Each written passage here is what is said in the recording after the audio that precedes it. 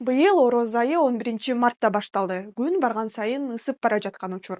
Мындан улам биз оз жабууда суусабай, ток жүрүү же организмге оорчулук келтирбөө үчүн кандай азыктануу керек, кандай тамактар менен оозду ачууга болот деген суроолорго жооп издедик. Аты жөнүм Асем Улукбек кызы, сиз Т-медианы көрүп жатасыз. Саламатсызбы?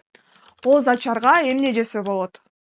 Адистер орозо кармаган учурда оозду куурма же жылуу суу менен ачууну сунушташат. Куурма күнү бою энергия менен камсыз кылуу азыктарынын бири болуп эсептелинет. Мындан сырткары ал тамак сиңирүүнүн иштешин да жөнгө салат. Ал эми сууну болсо муздак эмес бөлмө температурасындагы жылуулукта ичүүнү сунушташат. Бир нече убакыт өткөндөн кийин негизги тамактанууга киришсеңиз болот. Анда шорпо жана жашылчалардан жасалган витаминдүү салат болушу мүмкүн. Мындан сырткары малдын же канаттуулардын эти, жумуртка, балык жана жер жемиштерди кошсоңуз болот. Кандай тамактар менен оозду жабуу керек? Оозду жапканда диетологдор күн чыккандан батканга чейин суусабай өзүн жакшы сезип жүрүүсү үчүн туздуу, консерваланган, майлуу жана куурулган тамактардан баш тартууга кеңеш беришет. Ошондой эле торт, газдалган суусундуктар жана тез даярдалуучу азыктардан да четтегениңиз жакшы болот.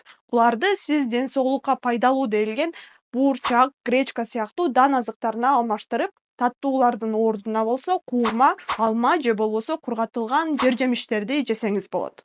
Орозоңузду акырын менен ачуу зарыл. Себеп дегенде узакка созулган ороздон кийин организм үчүн көп өлчөмдөгү тамак аш стресске алып келет да, тамак аш жок болгондуктанчы.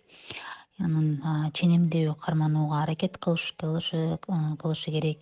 Ашыкча тамактануу бул тамак сиңирүүгө жана ашказан оорусуна алып келиши мүмкүн. Ошондуктан мунун өлчөмүнө дагы көңүл буруу зарыл.